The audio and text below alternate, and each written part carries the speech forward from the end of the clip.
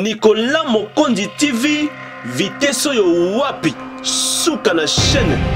Abonnez-vous, abonnez-vous, abonnez-vous. Journaliste, ça est là, journalisme, ça a la chronique, l'animation, ça est là, tika kokota na mambo te ba pour finga surtout ba musicien on est ça bien la majorité des journalistes aussi comme obima ba musicien sur cela ba musicien aussi va respecter les journalistes parce que bango moko bomi pe sa valeur de au monde journaliste à ça la émission mais à ce moment par exemple il y a 4 musiciens yebisama ba respecter ndenge Nicolas Mokondi TV, vitesse yo wapi, souka na chaîne. Abonnez-vous, abonnez-vous, abonnez-vous. Par rapport à Karine Mokondi. Donc, Karine Mokondi faisait un senti barozo en paix. Pour le moment, moi je vous informe, Karine Mokondi a senti bazoranité. Karine a ça marnaye. Alors, ça peut marnaye. Ça ensemble n'était pas plus. Mais Karine a posé une sensibilité pour sentir avant la micro. Il y a Karine Mokondi, dans un mouvement bazaki, qu'on a. Kolukampe ko bimisi na moi miso abato mais avec un peu ko gafé en tout ça qui est à côté Karine Mokondi na senti ba ensemble té Karine ensemble makamnaye senti pas ensemble makamnaye totika un biso de journaliste totika ko saisa makambu Nicolas ko saisa makambu Nicolas Mokondi TV, vitesse yo wapi, souka na chaîne. Abonnez-vous, abonnez-vous, abonnez-vous. Comment dans ceux qui voilà grâce à ceux qui fiont de la fionton aboti moi la zama tata oui bah ceux qui ont moi ya tata mobimba ceux qui ont moi ya jeune garçon oui bah non puis c'est biso valeur mais le monde au kanisa biso parce que biso monde tout ça là tomi pesa penza valeur Nicolas Mokondi TV, vitesse yo wapi, souka na chaîne. Abonnez-vous, abonnez-vous, abonnez-vous. Ceux qui grâce fiont de la fianton, la ceux qui ont sexe, ceux qui ont nini, abonnez-moi la zama tata. Si on sait la comparaison à Karine Mokondi, parce que Karine Mokondi non à un niveau de communauté. Karine Mokondi n'est pas un abot à moi, on a un tata, et puis Karine Mokondi non, il était Karine non, bar non, avant Bouta. La fondation Musakai ba memeli biso ba produit oyo eye kosilisa problème nyoso ya loposo ndeko mwasi ndeko mobali yoka sango ya savon magique crème magique esalami na base ya dongo dongo sans hydroquinone ozana nduta bouton to petache na nzoto na une semaine ya pamba poso na yo enzoto ekomi lokola ya bebe otuni ngai soki okozwa yango wapi welisa benga na numero oyo 085 140 10 30 na suka to pe oleki na veni Kimvula numero 44 arebaka yau na komini ya Bandalungwa. Savon magique, crème magique esalami na base ya dongo dongo sans hydroquinone poso na yo ya nzoto ezonga kaka lokola nzambe akelaki yango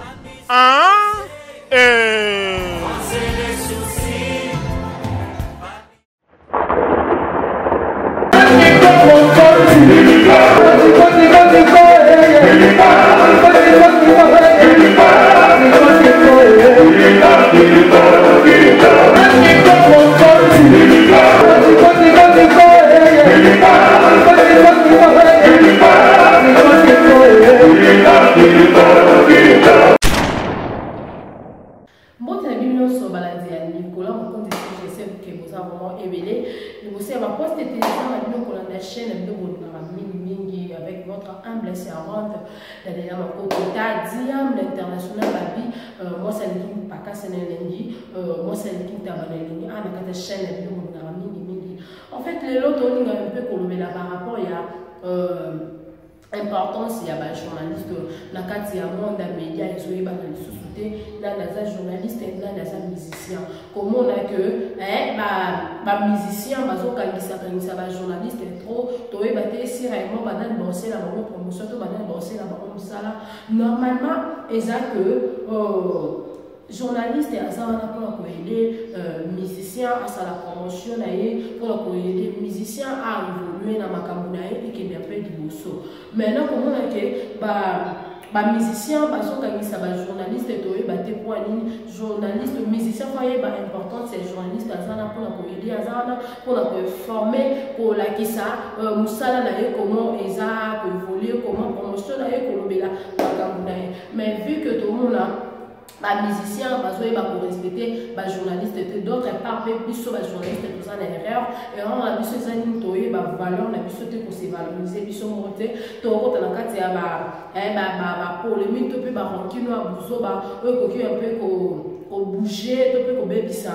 mosala na biso conseil oyo mpenza na opesa etonke bajournaliste totika eloko tozonga na ligne na biso oza journaliste salela makambo ya journalisme sala makambo ya chronique animation salela yango tika kokota na makambo neti ya barankine kofinga surtout bamusicien eloko wana ezosala mpenza bien te la majorité mpe ya bajournaliste mosusu bakomi obima na bamusicien c'est pour cela bamusicien mosusu bazorespecte mpenza bajournaliste te parce que bango moko bomipesa valeur te omona journaliste azosala émission mais azobima par exemple na 4 musiciens yebisanga barespecte oyo ndenge nini na kati ya déontologie journalistique nde batangisa biso eza ke journaliste aza wana mpona récolter ou diffuser puis traiter puis diffuser maintenant biso ba journaliste et surtout ba chroniqueur tozo respecter penza ba norme ya déontologie journalistique conseil penza non pesa ba journaliste to mi pesa valeur to ça na biso to ba journaliste ça na yo informer expliquer tout ce que tu peux ça na mon promotion c'est tout to ti kokota surtout na ba vie privée bien sûr là journaliste toujours poser question à eux il faut poser la claire pour poser question à eux clair mais notre cas après là donc comme ici ba journaliste ba musicien ma camarade na biso ça m'a bien tous entre ma collègue to travailler ensemble toujours souvent là mais tout cas comme ça bon ba camarade comme que nous lia pas musicien on comment ce que va dire voilà ok, comment dirais-je, comme quand on a un musicien, on lit à la maman, on met dans la solo, vie d'ailleurs, on met dans la musicien, on est surtout respecté, bisoté, bengani, solo li, yamabe, bolobani qui est en cancer, on a pensé que tout était comme on a quatre en boca la biso, tout ça a bolimoté, bon, à blanc, à Mickey, on a quatre à RDC, là, c'est déjà que tout ça a bolimoté, parce que l'eau est clair, on va dire, si on dit que l'eau, ça les a bien été, aux musiciens, voilà, ça,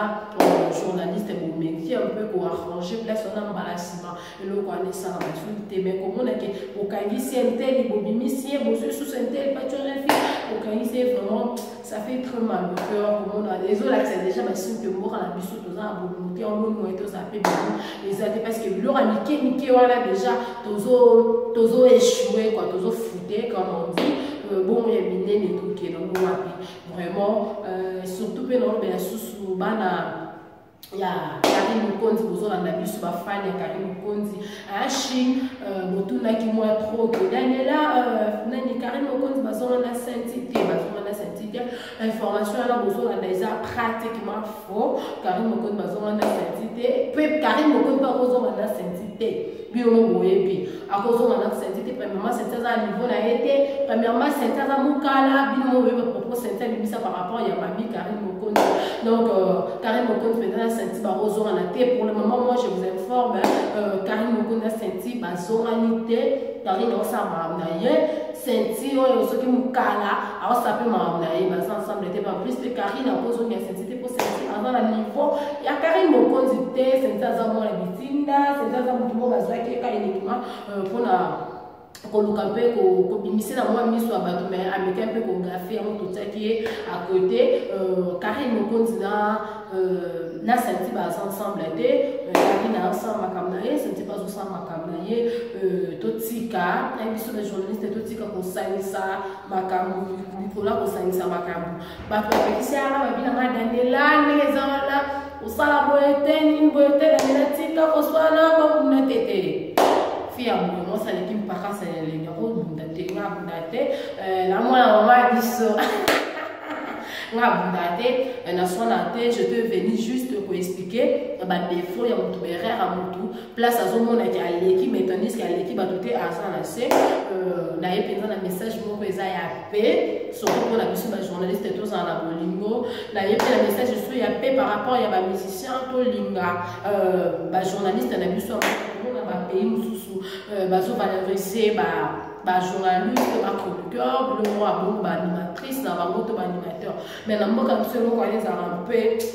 na musicien tu ba dinga trop kitisa pour kitisa ba musicien surtout so ça ko ba kitisa ba journaliste surtout so ça chroniqueur ba olinga ba kitisa yo ba olinga peut-être ba bimana yo le moi bon et ça bien te biso ba journaliste avant ba musicien ba respecter biso mo photo pe to mi pe sa valeur et puis na ngambu ya ba musicien surtout na koloba soki bino pe bolingi ke ba musicien ba journaliste ba pe sa bino respect bon mais ma makambo na logique ne ma présenter ça une seule mutu si on peut si au Congo on a eu beaucoup pe sa coupage au sali loko boye au sali loko promotion foutaye dans le calme aussi là dans la kimia Karim Mokonzi bisika zo dans la PSU merci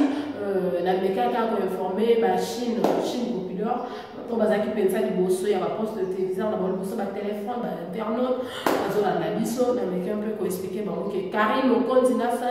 senti relation exacte na pesi merci na Nicolas Mokonzi zo na bisika zali na pesi merci na tête disent le baron na kata France au pays na kata Paris na pesi merci mingi na vie nanga Willy Moucheni ba bivia ba petite na vie casse moabi le baron de Montréal na pesi merci na vie nanga presque cause monter ma déclare na kata Canada na bosani lisusu te ba bidjuja trésor à l'enzo trésor lobo trésor à l'enzo na kata Afrique d'ici Centrafrique na pesi bino ba mbote na ba mi pélagie maman na yomo yebi maman na comment dirais-je maman na moi na ye quoi maman na moi na ye ngai ya na moko tota 10e international qui justement pour expliquer ba détails ma ambiance surtout totika ranking to me sa valeur de connaître la kata chana biso Nicolas Mokonzi TV Mike Mukenzi bisiko la go santé Mike Mosisi mutuna ngai quoi donc vie grand frère na ngai Christ Motekile Chris Masamba Christian Masamba donc bisiko la na limino tellement mingi la pesi sous merci na balanzi monene ba kata kineza au kanga Nicolas Mokonzi Kandi na pesi penza merci na Nicolas Mokonzi au Sombia Motema Joël Basunda mère Mabi mère à bon la père si mère si ma père bien talaha yo yebi la pesi merci na Johnny Mukunda Mushika Motema ya Motema na ye yo yebi sikola na Sylvie Masengu na pesi merci bisiko zo na biso na pesi merci la famille Lunga famille Makoto yo webi kane masolango et les Canadiens, merci à Balakin, Balakoto, Bala Centrafrica, Bala partout, pour ça, on a biso, on vous a appelé ma fan, la biso, la Cata Nicolas Mokonzi TV, Bolina, biso Mingi. La Diam, l'international, moi, ça l'équipe Paka, ça l'équipe, il y a un docha, moi, ça l'équipe Mbonza, moi, ça l'équipe Tabalaleni. Je vous yo mo libo pe se biso na te komoda soki wana grâce soki fiante la fianton aboti mwana zama tata toye ba te soki za mwana ya tata mobimba soki za mwana ya jeune garçon toye ba to pe se biso valeur ne yo mo libo kanisa biso parce que biso monde to za wana to mi pe sa penza valeur te kobota mwana makambu enfin bata oboti ya pour gagner la c'est la biso monoko et on appelle la chou eza boté maman la chama ye papa ye bani papa chama zali pe la chou eza bozo la ndanga ce qui grâce fiante la fianton la siga qui soki na sexe soki ya nini aboti moi na sanga tata si on ça ba comparaison na Karim Mokonzi parce que Karim Mokonzi non à ça niveau la binoté Karim Mokonzi nde bazana abota mwana na ye azana tata na ye et puis Karim abota na lo yete Karim bala na abota. Donc tu ça ba comparaison parce que mon simbi na solo penza net eza Karim Mokonzi alors boutique ba concurrence ça va mutuna makoloana